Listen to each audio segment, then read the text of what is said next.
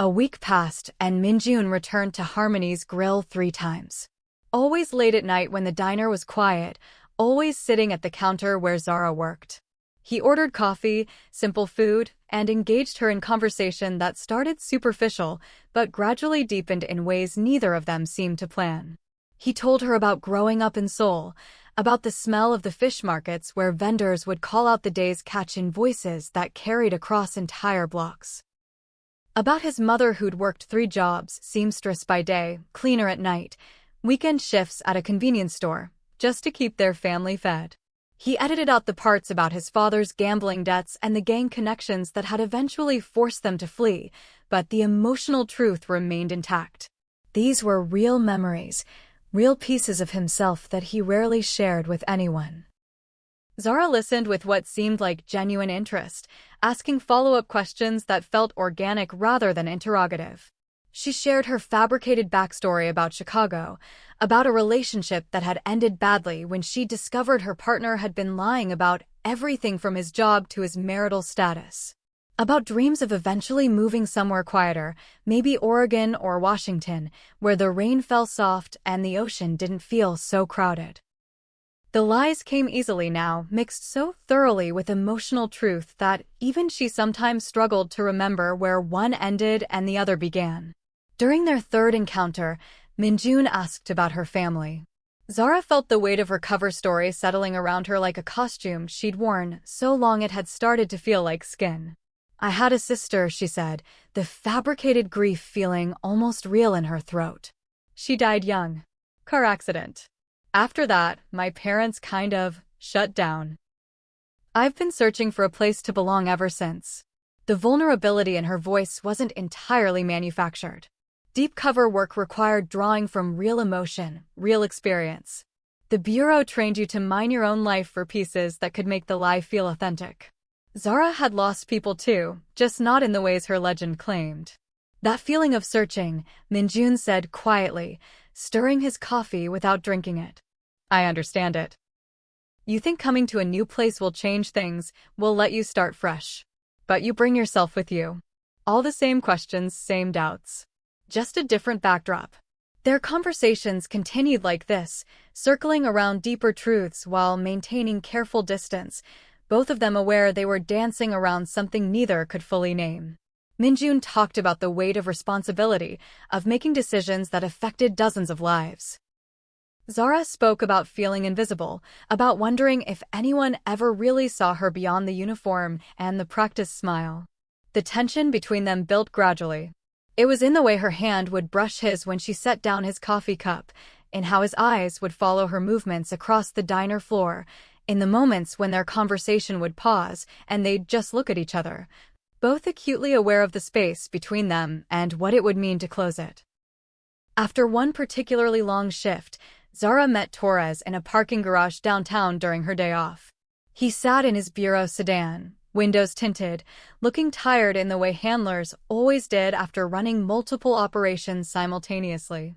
"He's coming back regularly," Zara reported, keeping her voice low despite the privacy. 3 times this week. "We're building rapport."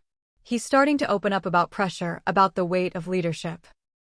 Nothing prosecutable yet, but the contextual intelligence is valuable. Torres studied her face with the careful attention of someone trained to read lies. "And how are you holding up? 8 months is a long time to maintain a cover." "I'm fine," Zara said, but even she could hear the slight hesitation in her voice. "Hayes, these operations take a toll. The isolation, the constant performance, the moral complexity of getting close to targets who turn out to be human beings with families and histories. It's okay to acknowledge that it's difficult." "I can handle it," she insisted. "I'm not questioning your capability. I'm reminding you to maintain boundaries. Personal feelings compromise judgment. If you can't keep the line clear between the agent and the cover identity, we need to pull you out before you're compromised." Zara wanted to argue, to insist that she had everything under control. But Torres had decades of experience running undercover operations.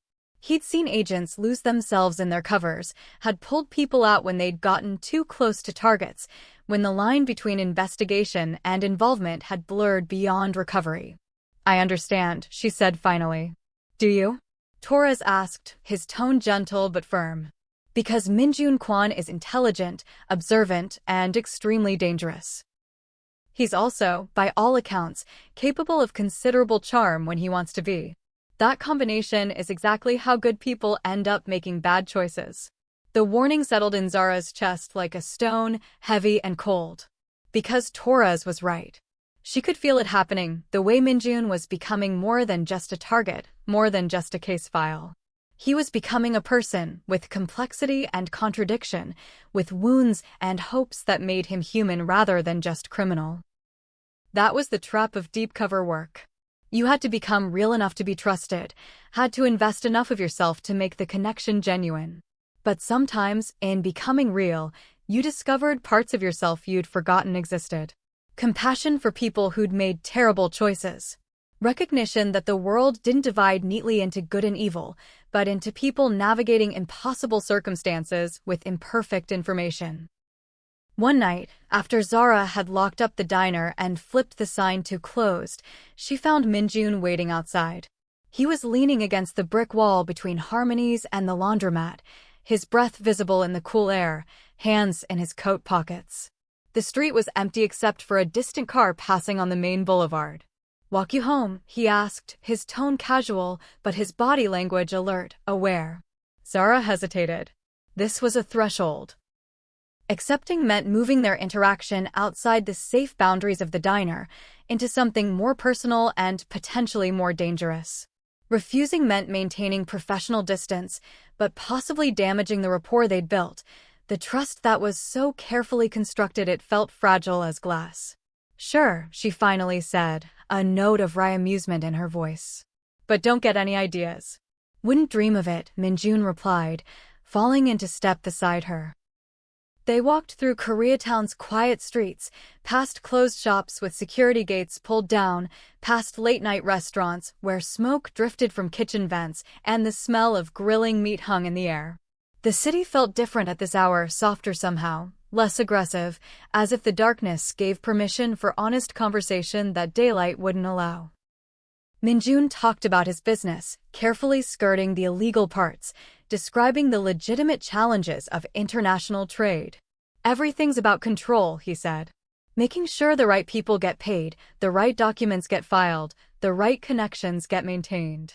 One mistake and the whole structure collapses." "Sounds exhausting," Zara observed. "It is. But you get used to it. After a while, you forget there's any other way to live." He was quiet for a moment, then asked, "You ever feel like you're living someone else's life? Like the choices you made years ago locked you into a path, and now you're just following it even though you can't remember why it mattered?" The question was so unexpectedly vulnerable, so raw, that Zara responded before her FBI training could edit her words. "Every day," she said quietly. "Every single day." Min-jun stopped under a streetlight, the yellow glow casting his features in sharp relief. "I look at myself sometimes and I don't recognize who I've become. I built all of this, the business, the reputation, the power, because I thought it would make me safe. Make my family safe. But safety just means having more to lose." Zara found herself standing closer than was strictly professional, close enough to see the exhaustion in his eyes, the weight he carried that had nothing to do with physical strength. "Maybe we all become strangers to ourselves eventually," she said. "Maybe that's just what survival costs." "Is that what you're doing? Surviving? Isn't everyone?" Min-jun reached out, his fingers brushing her cheek with a gentleness that seemed impossible from a man who'd built an empire on violence. The touch was tentative, giving her every chance to step away, to maintain the distance that professionalism demanded. But she didn't move. He kissed her. It was soft at first, questioning, as if he was waiting for her to pull back or push him away. But Zara didn't. Instead, her hand found the lapel of his coat, pulling him closer, and the kiss deepened into something desperate, hungry.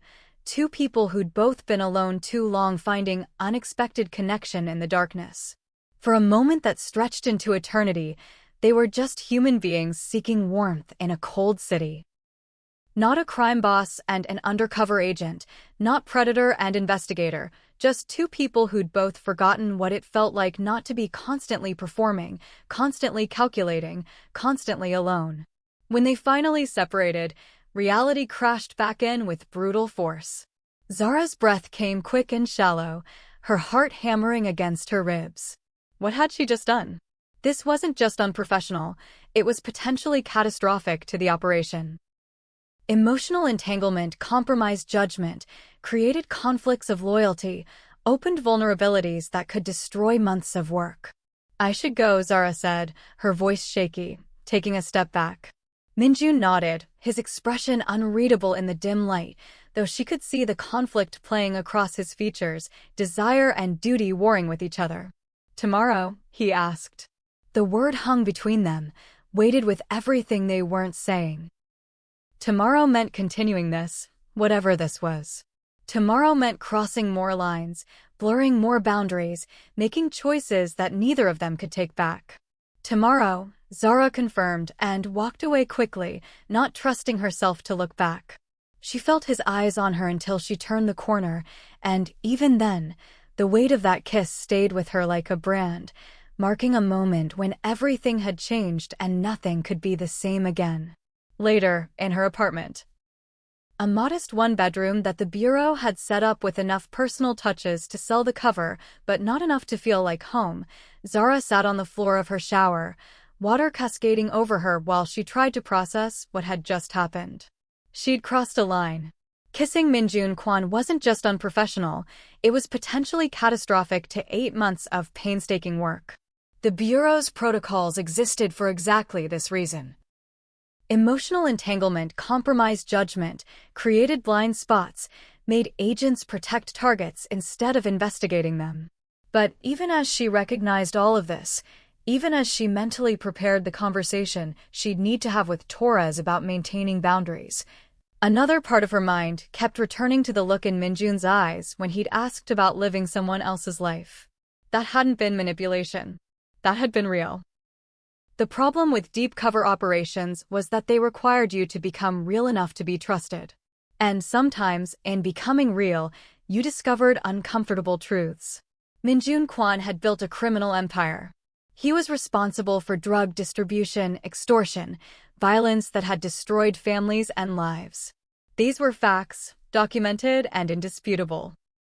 But he was also a man who'd fled poverty and violence, who'd built something from nothing, who protected his people with fierce loyalty, who carried wounds that showed in unguarded moments.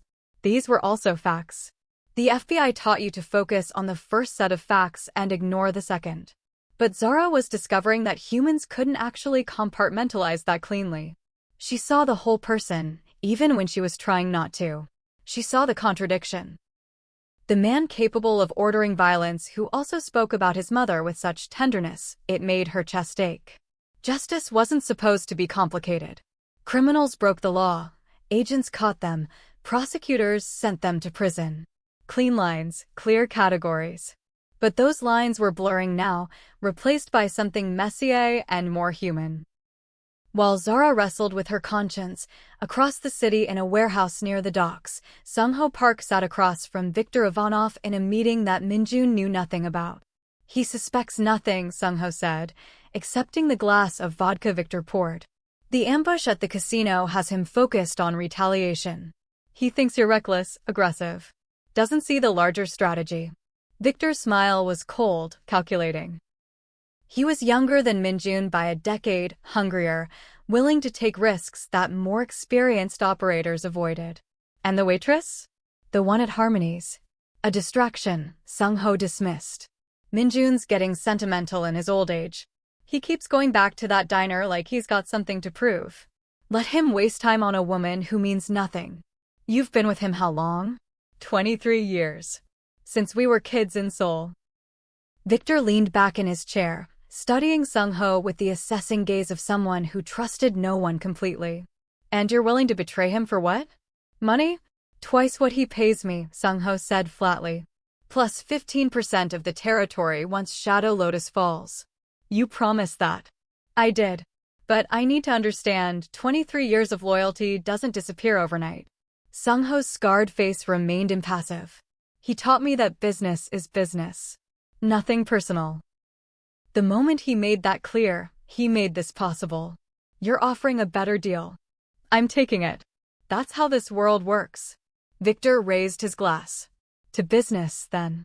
And to making sure Min-jun Kwon doesn't see the knife until it's already between his ribs. They drank, sealing an agreement that had been 2 years in the making. Seung-ho had been feeding information to both sides, creating conflicts at precisely calibrated moments, ensuring that Shadow Lotus and the Russian crew stayed at war while Victor consolidated power behind the scenes. Every ambush, every provocation, every escalation had been carefully managed to weaken Min-jun while making Victor appear aggressive and reckless. The truth was far more calculated. Victor wasn't trying to win a war through violence. He was trying to make Min-jun destroy himself through paranoia and retaliation, to turn Shadow Lotus against its own leadership, to create chaos he could exploit. And Seung-ho, Min-jun's oldest friend, his most trusted lieutenant, was the architect of it all. Can a federal agent maintain her mission when her heart begins to betray her training? The stakes are rising, and the most dangerous enemy might be the one inside yourself. Or the one standing closest, wearing the face of loyalty while planning destruction. 3 weeks had passed since that kiss under the streetlight, and the relationship between Zara and Min-jun had evolved into something neither of them had planned. He came to the diner most nights now, staying until closing, and they'd walk through Koreatown talking about everything and nothing. Sometimes they'd end up at his penthouse overlooking the city, sharing wine and conversation that grew more honest with each meeting. Min-jun had started talking more openly about the pressures of leadership, about constantly making decisions that affected dozens of lives. He never gave her details that could be used for prosecution directly, but the contextual intelligence was valuable. Zara reported everything to Torres, who'd grown increasingly concerned, but also recognized the access she was gaining. The line between investigation and involvement had blurred so thoroughly that she could no longer see where one ended and the other began. On this particular Tuesday night, Harmony's grill was quiet. 2 truckers sat at opposite ends of the counter nursing coffee. An elderly Korean man read a newspaper in the far booth. Normal. Unremarkable. Exactly how it was supposed to be. Then Zara noticed the man in the corner booth. He was Korean, heavily built, with a scar that pulled his left cheek into a permanent sneer. He'd ordered food but wasn't eating it, his eyes tracking movements around the diner with the kind of awareness that came from training or violence or both. His hand stayed near his jacket in a position that suggested he was armed. Recognition hit her like cold water. She'd seen enough photos in FBI briefings to identify Seung-ho Park. Min-jun's right-hand man, his childhood friend from Seoul, his most trusted enforcer. If Seung-ho was here watching her, that meant her cover might be compromised. Zara forced herself to continue working normally, clearing tables and refilling coffee, while her mind raced through contingency protocols. She had a panic button disguised as a key fob that would alert Torres and trigger an immediate extraction team. She had her service weapon hidden in her locker. She had training for situations exactly like this. But she also had 8 months of work invested in this operation, intelligence that could bring down one of the most sophisticated crime syndicates on the West Coast. And she had Min-jun, who she'd begun to care about in ways that terrified her precisely because they weren't part of any plan. Seung-ho stood suddenly, moving toward the counter with predatory grace. Zara's hand instinctively moved toward her apron pocket where she kept the panic button, calculating distance and angles, and how quickly she could reach her weapon. Before she could activate it, the front door exploded inward. 4 men entered, all wearing dark clothes, all armed with weapons that caught the diner's harsh lighting. Zara recognized the leader instantly from surveillance photos, Pavel Volkov, Viktor Ivanov's nephew and one of his top enforcers. The Russians had found Seung-ho. What happened next occurred in seconds, but felt like slow motion. Pavel raised his weapon, shouting something in Russian that Zara didn't need to translate. The universal language of violence needs no interpretation. Seung-ho dove behind a table, drawing his own gun. The other customers screamed and scattered. the elderly man dropping his newspaper as he scrambled for cover.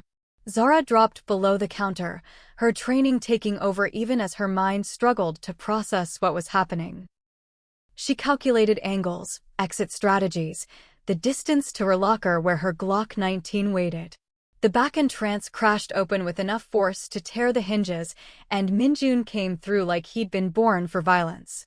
In that instant, Zara understood with sickening clarity that this had been a trap.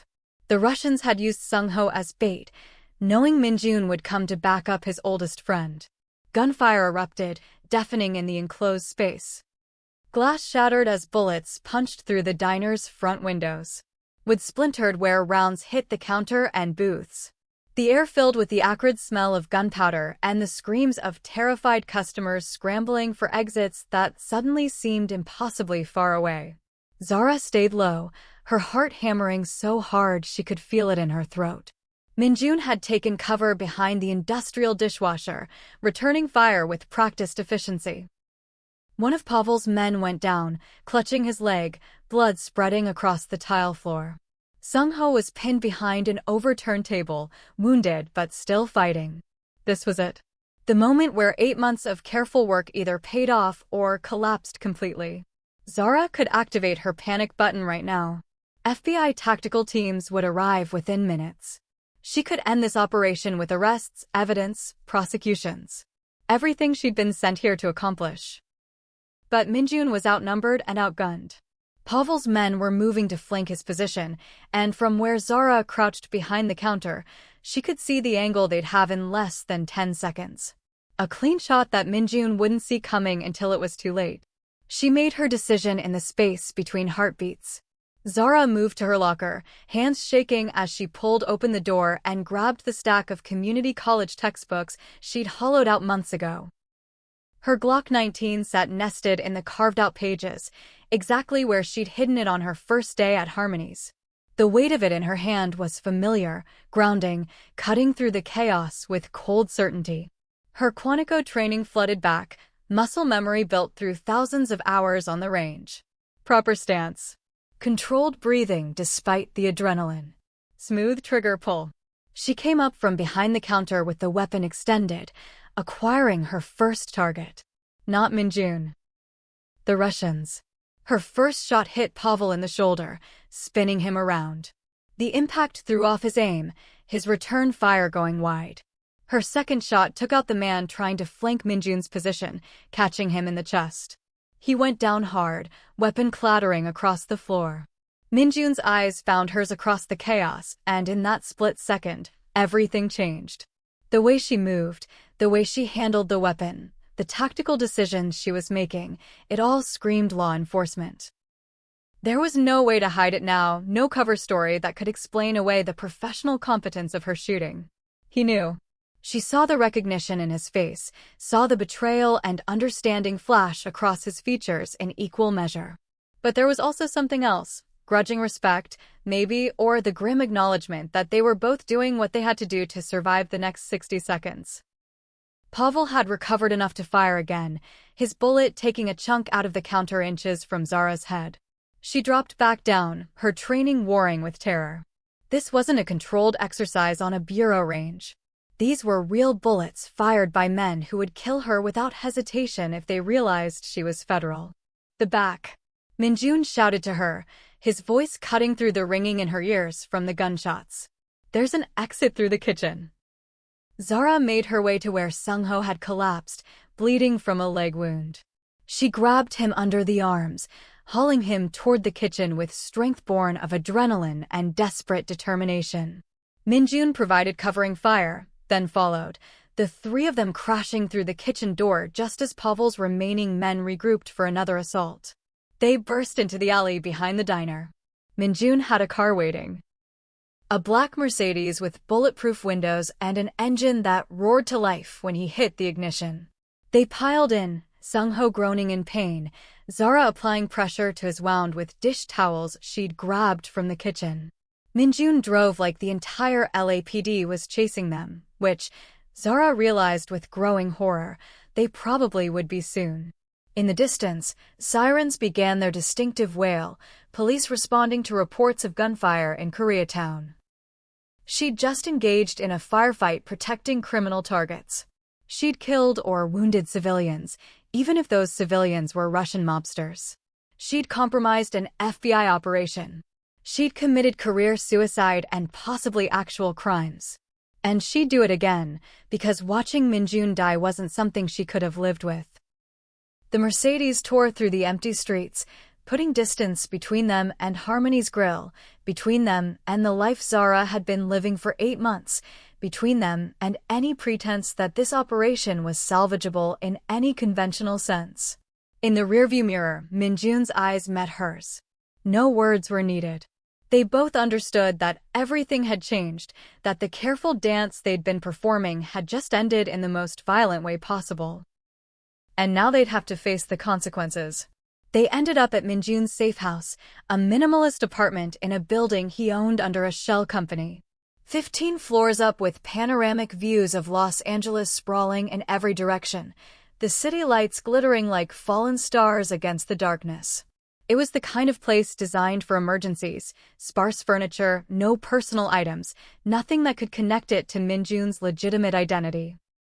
Min-jun carried Seung-ho inside while Zara's mind spun through the implications of what she'd just done. A discreet doctor arrived within 20 minutes, the kind who asked no questions and kept no records, and began treating Seung-ho's leg wound in the bedroom. Zara stood by the floor-to-ceiling windows, her gun still in her hand, unable to put it down. Her reflection in the glass looked like a stranger, someone wearing her face, but belonging to a life she no longer recognized. Behind her, she could see Min-jun watching her, waiting. "Who are you really?" His voice came from behind her, low and dangerous. She turned to find him standing there, his own weapon drawn but pointing at the floor, his face a mask of controlled fury and hurt and something else that might have been understanding. Zara took a breath. No more lies. No more cover stories. After what had just happened, there was no point in pretending anymore. Special Agent Zara Hayes, FBI. I've been embedded here for 8 months, building a case against Shadow Lotus. She expected him to raise the gun, to call for Seung-ho, to make the decision that any rational crime boss would make when discovering a federal informant in his midst. Instead, Min-jun laughed, a bitter, broken sound that held no humor whatsoever.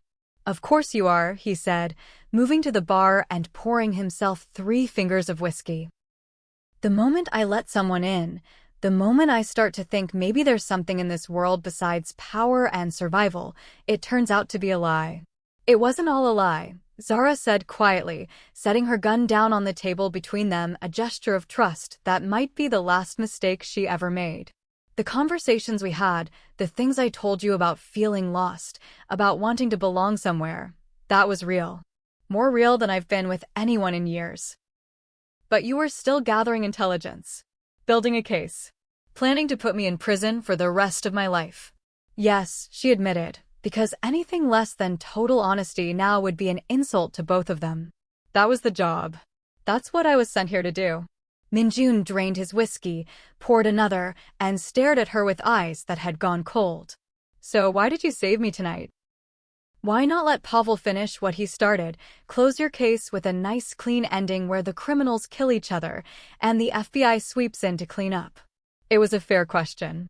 Zara had been asking herself the same thing since the moment she'd pulled the trigger. Because somewhere between the cover story and the mission objectives, I forgot how to separate the agent from the woman. And the woman couldn't stand by and watch you die. That's not good enough. It's the truth.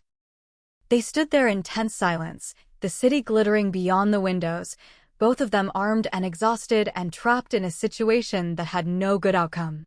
The weight of what she'd done was starting to settle in, the career she'd destroyed, the protocol she'd violated, the line she'd crossed that could never be uncrossed. The bedroom door opened and Seung-ho limped out, the doctor following behind him. Min-jun gestured toward Zara. "She's FBI. Has been this whole time." Zara tensed, calculating the distance to her weapon, knowing she couldn't reach it before Seung-ho drew. But Min-jun raised a hand, stopping whatever his enforcer had been about to do. She also just saved both our lives, Min-jun continued. Which means she's compromised her own position, probably destroyed her career. So before we make any decisions, I want answers. Seung-ho's scarred face was unreadable as he looked between them. Then he said something that changed everything. There's more. Something you need to know about what's really been happening. Min-jun's eyes narrowed. What are you talking about? The escalation with the Russians. The way conflicts kept happening at exactly the wrong times, in exactly the wrong ways. Boss, I've been investigating and… Seung-ho pulled out his phone, brought up a series of text messages and financial transfers. Someone's been feeding information to both sides. Someone close to you has been manipulating this war, trying to get you and Victor to destroy each other. Zara stepped closer, her FBI training kicking in as she scanned the evidence. The patterns were clear once you knew what to look for: leaked shipment schedules, ambush locations provided to both sides, strategic provocations designed to ensure maximum conflict. Who? Min-jun demanded, his voice dropping to a lethal whisper. Seung-ho met his eyes. Me. The silence that followed was absolute. Even the city sounds from outside seemed to fade away, leaving only the three of them in a moment of crystallized betrayal. Victor offered me twice what I was making, Seung-ho said, almost conversationally. Plus a percentage of the territory once you were dead. He's been planning this for 2 years, slowly positioning pieces. I've been feeding him information, creating opportunities, making sure you stayed at war until one of you finished the other. Min-jun moved with shocking speed, his hand closing around Seung-ho's throat, slamming him back against the wall hard enough to crack the drywall. You, my brother, the person I trusted more than anyone in this world. Business, Seung-ho choked out, his face turning red. Nothing personal. You taught me that. It's always just business. Zara's hand moved toward her weapon, torn between sworn duty and impossible circumstance. She should be calling for backup. She should be documenting this confession. She should be doing a dozen things that her FBI training demanded. Instead, she watched Min-jun struggle with rage and betrayal, saw the man behind the crime boss fully exposed. Min-jun's fingers tightened on Seung-ho's throat, and Zara saw the exact moment when he made his decision. He released his grip, stepping back, his face a mask of cold fury. Get out, he said quietly. Before I change my mind. And if I ever see you again, if you ever come near anyone I care about, I will kill you slowly enough that you'll beg for the mercy of a bullet. Seung-ho stumbled toward the door, pausing at the threshold. She's FBI, boss. She'll destroy everything you've built. She already has, Min-jun replied. Now get out. When they were alone, Min-jun turned to Zara. You have a choice to make. Call your people, report what happened tonight, put me in custody. It's what you're supposed to do. What you were sent here to do. And if I don't? Then we finish this. Together. Victor thinks he's won because he's turned my most trusted lieutenant. He doesn't know about you, doesn't know that his ambush failed. We use that. We end this war in a way that doesn't leave the streets full of bodies. Zara's mind raced. What he was proposing was conspiracy, was active participation in a criminal enterprise. It was everything she'd sworn an oath to prevent. But it was also a chance to bring down both organizations with minimal collateral damage, to protect innocent people caught in the crossfire of mob war. I need to make a call, she said finally. She stepped into the bathroom, locked the door, and dialed Torres on the encrypted line. When he answered, his voice was tight with worry. Hayes, where the hell are you? We've got reports of a shootout at Harmony's. Your panic button never activated. I'm safe, Zara said. But I'm compromised. Min-jun knows who I am. A long pause. We're extracting you. Now. Give me your location. No. Hayes, listen to me. I have an opportunity to bring down both Shadow Lotus and the Russian crew in one operation. But I need 48 hours and your trust that I know what I'm doing. You're asking me to let a compromised agent remain in an active situation with a high-value target who knows her identity. That's not protocol, that's suicide. It's also the best chance we'll have to end this without more bodies on the street. You know I'm right. Another pause, longer this time. 48 hours, Torres finally agreed. But Hayes, if this goes south, the Bureau can't protect you. You'll be on your own. I've been on my own since I walked into that diner 8 months ago, Zara replied, and ended the call. When she emerged from the bathroom, Min-jun was staring out the window, his silhouette dark against the city lights. Did you call in the cavalry? I bought us time, Zara said. 48 hours to figure out how to end this without turning LA into a war zone. Min-jun turned to face her, and in his eyes, she saw something shift.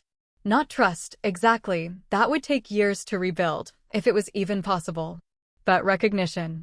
Understanding. A shared acknowledgement that they were in this together now, for better or worse. I know where Victor keeps his main operations, he said. And I know how to get inside. But it'll be dangerous. For both of us. Everything about this has been dangerous from the start, Zara replied. We just stopped pretending otherwise. How do you trust someone who's been lying for months? The clock is ticking, and Viktor Ivanov doesn't know the two people who should hate each other most just became the most dangerous team he'll ever face. The 48 hours that followed were a masterclass in controlled chaos, strategic deception, and the kind of improvisation that either ended wars or started new ones. Zara and Min-jun worked through the night, mapping out Victor's operations with a combination of FBI intelligence and Min-jun's street-level knowledge.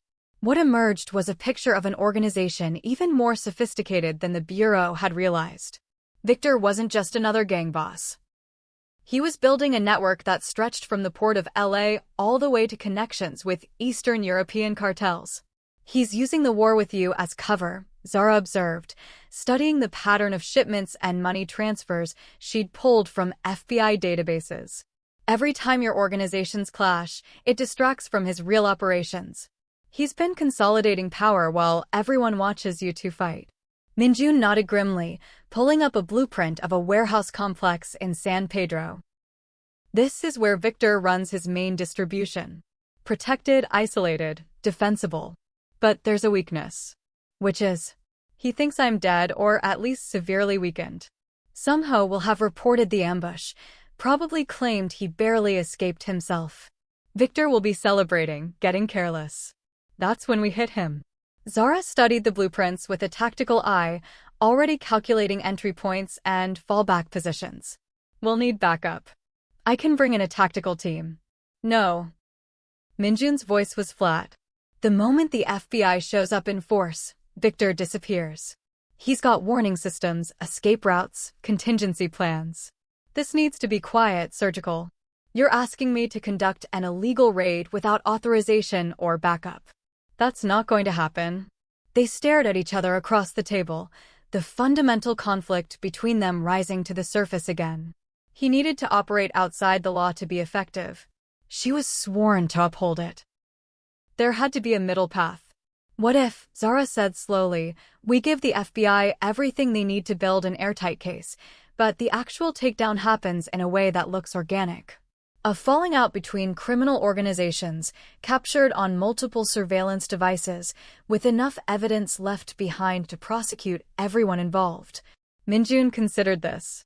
You want to stage a coup? Make it look like Victor's own people turned on him. Exactly. We go in, we gather evidence, we record everything. Then we trigger a situation where the FBI has no choice but to respond, but by the time they arrive, the main players are already neutralized. And what happens to me in this scenario? It was the question Zara had been avoiding. I don't know, she admitted. I can try to work out some kind of deal, maybe witness protection in exchange for testimony. But Min-jun, you have to understand, I can't just let you walk away. That's not justice. Justice, Min-jun repeated, his laugh bitter. I've spent 20 years building an empire because the justice system failed people like my family.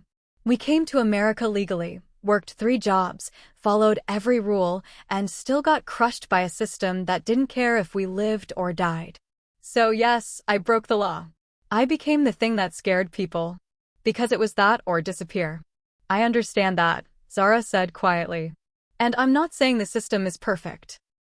But you've also hurt people, Min-jun. Sold drugs that destroyed families. Extorted business owners who were just trying to survive. You can't justify that. I can't, he agreed. but I can try to end it in a way that minimizes the damage going forward. Isn't that worth something? The question hung between them, unanswerable and necessary. As dawn broke over the city, they stood on the balcony of the safe house, watching the sky transform from black to deep blue to gold. Min-jun lit a cigarette, a habit Zara hadn't seen him indulge before, but stress had a way of resurrecting old patterns. "When this is over," he said without looking at her, his breath mixing with cigarette smoke in the cool air, "assuming we both survive, you'll arrest me." "Probably. And we'll never see each other again." "Probably not." He took a long drag, exhaled slowly. "For what it's worth, meeting you was the first time in 20 years I remembered what it felt like to be human. Not a boss, not a criminal, just a person. I know that doesn't change anything, but I wanted you to know."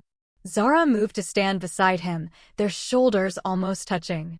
"It changes everything," she said softly. "But not in a way that helps either of us."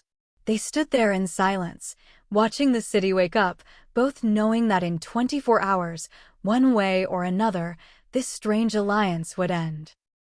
The warehouse raid happened at sunset the next day, golden light slanting through the industrial district of San Pedro, where shipping containers stacked like metal mountains and the air smelled of salt water and diesel fuel. Min-jun had made contact with Victor through back channels, proposing a meeting to discuss territory and peace terms. Victor, believing Min-jun was weakened and desperate after the diner ambush, had agreed eagerly.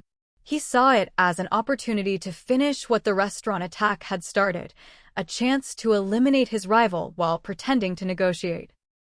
What Victor didn't know was that Zara had spent the pre-dawn hours infiltrating the warehouse complex, wiring it with FBI surveillance equipment that would capture every word, every transaction, every piece of evidence needed to build prosecutions that would survive any courtroom challenge. Tiny cameras hidden in ventilation grates, audio devices disguised as electrical boxes, technology so sophisticated it could count the serial numbers on currency from across the warehouse floor. What Victor also didn't know was that Min-jun had spent the previous week reaching out to several of Victor's own lieutenants, the ones who'd been growing increasingly concerned about their boss's erratic leadership and risky strategies. Min-jun had offered them something Victor never had: respect, fair dealing, and a way out that didn't end with prison or bullets. The meeting. The warehouse was a cavernous space filled with shipping containers and the machinery of international smuggling. Forklifts sat idle in corners. Pallets stacked with legitimate cargo provided cover for what lay hidden beneath: cocaine from South America, heroin from Asia, weapons that would never appear on any manifest. Min-jun arrived with 2 guards, Shadow Lotus members loyal enough to follow him into what looked like certain death. Victor had a dozen men arranged throughout the space, weapons visible, confidence radiating from every gesture. He stood in the center of the warehouse floor like a king receiving supplicants, his expensive suit somehow making him look more dangerous rather than civilized. "Kwon," Victor said, his Russian accent thick, his smile predatory. "I'm surprised you're alive. Heard you had some trouble at a diner." "Rumors of my death were premature," Min-jun replied calmly, his hands visible, his posture relaxed despite the tension crackling through the air. "I'm here to propose a partnership. Your war with Shadow Lotus has been profitable for both of us in some ways, but it's also drawn too much attention. The FBI is circling. We need to consolidate, present a unified front." Victor laughed, the sound echoing off metal walls. "You think I need you? Your organization is broken. Your trusted lieutenant works for me now. You have nothing to offer except your surrender. I have this." Min-jun pulled out a tablet, his movements slow and deliberate so Victor's men wouldn't interpret it as reaching for a weapon. He brought up financial records showing Victor's skimming operations, how he'd been stealing from his own organization, hiding money in accounts his lieutenants knew nothing about. Seung-ho's betrayal had at least provided useful intelligence before he disappeared into whatever fate awaited traitors in their world. The faces of Victor's men shifted as they recognized the implications. Alexei, a lieutenant who Min-jun had been secretly negotiating with, stepped forward to see the screen better. Others moved closer, their loyalty suddenly questionable, their trust in Victor cracking like ice under pressure. "Where did you get that?" Victor demanded, his hand moving toward the weapon at his hip. "From someone who wanted your people to know that loyalty should run both directions," Min-jun said. "Your men have been questioning your leadership. I'm offering them a better option." What happened next happened fast. Alexei drew his weapon and pointed it at Victor instead of Min-jun. Two others followed his lead, the betrayal instantaneous and decisive. Victor's face contorted with rage, and he opened fire. The warehouse erupted into chaos. Bullets ricocheted off metal containers with sharp pinging sounds that competed with the deeper boom of gunfire. Men scrambled for cover behind pallets and machinery. Min-jun dove behind a forklift, his guards returning fire. The careful choreography of violence unfolded exactly as planned and completely out of control at the same time. Through it all, hidden FBI cameras captured everything: the weapons, the drugs visible in open containers, the conversations that constituted conspiracy charges, the violence that would seal multiple murder indictments. Evidence accumulating with every second, building a case that would be impossible to fight. Zara watched from a rooftop across the street with Torres and the tactical team, binoculars pressed to her eyes, radio in her other hand. She could see the muzzle flashes through the warehouse windows, could hear the gunfire even at this distance. "We've got enough," she said into her radio, her voice steady despite the fear knotting her stomach. "Move in." FBI vehicles descended on the warehouse from 3 directions, flooding the space with agents in tactical gear. The shooting stopped as criminal and federal authority both recognized that the game had changed. Victor, wounded in the shoulder but alive, was taken into custody with enough force to make clear that resistance would be fatal. His lieutenants, seeing an opportunity for deal-making, surrendered immediately. Alexei was already talking, already offering information in exchange for reduced charges. The Russian cruise network would be dismantled piece by piece, each arrest leading to the next like dominoes falling. And Min-jun Kwon stood in the center of the chaos with his hands raised, his weapon on the ground at his feet, his expression unreadable. FBI agents surrounded him, shouting commands, but his eyes searched the warehouse entrance until they found Zara. She stood there in her FBI windbreaker, no longer the waitress from Harmony's Grill, fully herself for the first time in 8 months. Their eyes locked across the distance, and Min-jun's lips moved, forming 2 words she could read even without hearing them. "Thank you." Then agents pushed him to his knees, cuffed his hands behind his back, and the man who'd ruled Koreatown's underworld became just another suspect in federal custody. Immediate consequences. The aftermath took weeks to sort out. Viktor Ivanov and 8 of his top people were charged with dozens of crimes based on the evidence gathered from the warehouse. The Russian cruise network was dismantled piece by piece, each arrest revealing new connections, new operations, new victims. Federal prosecutors had enough evidence to keep them busy for years. Seung-ho Park was found floating in the LA River 3 days after the raid. Whether he'd been killed by remnants of Shadow Lotus settling accounts or by Victor's people tying up loose ends, no one could definitively say. The investigation remained open, but in the world he'd inhabited, some questions were better left unanswered. Min-jun was arrested, as Zara knew he would be. But Torres, recognizing the value of what had been accomplished and the cooperation Min-jun had provided, worked out a deal. In exchange for testimony against Victor's organization and information about Shadow Lotus's international connections, Min-jun would receive a reduced sentence, 10 years instead of life, with possibility of parole in 7. It wasn't justice, not really. It was compromise, the messy reality of how law enforcement actually worked when you stepped outside the clean lines of procedure manuals. Zara testified at the hearings, laying out the 8 months of undercover work, the intelligence gathered, the operation's success. She left out certain details, the personal relationship, the kiss under the streetlight, the way she'd felt when she'd pulled the trigger to save his life. Those weren't relevant to the case, she told herself. They were just complications that would raise questions she didn't want to answer. The Bureau offered her a commendation and a promotion.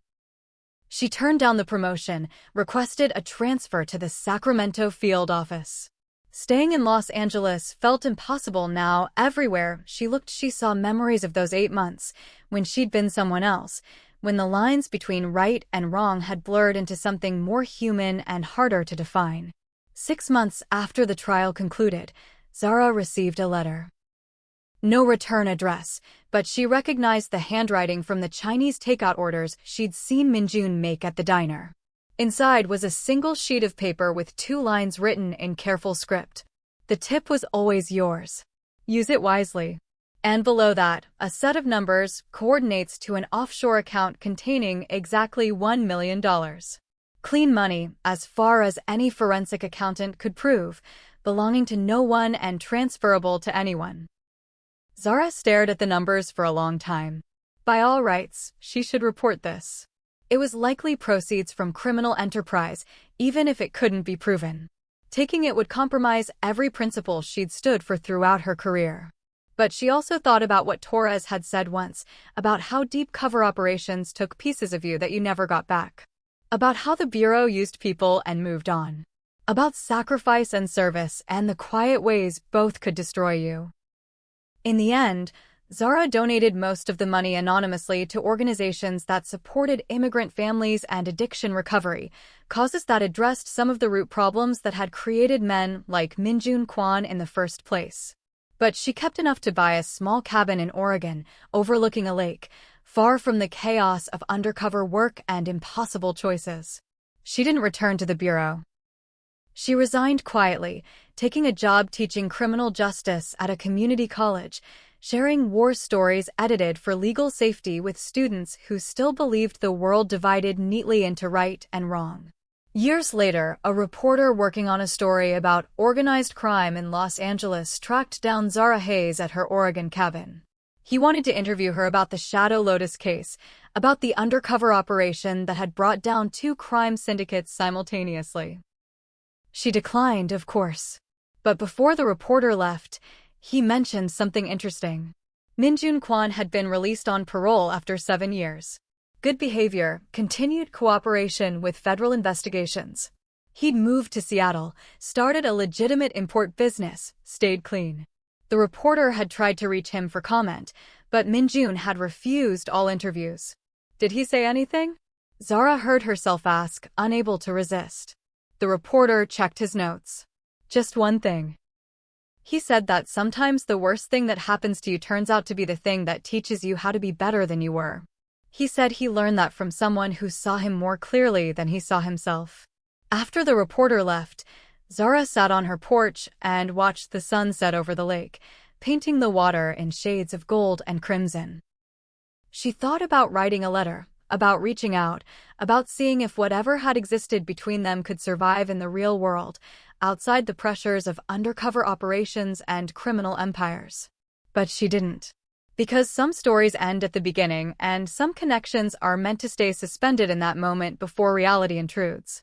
What they'd had was real, but it was also impossible, and trying to resurrect it would diminish what it had meant. Still, she kept the original $1,000 bill. Min-jun had never actually taken it back that first night, and she'd found it later in her locker at the diner.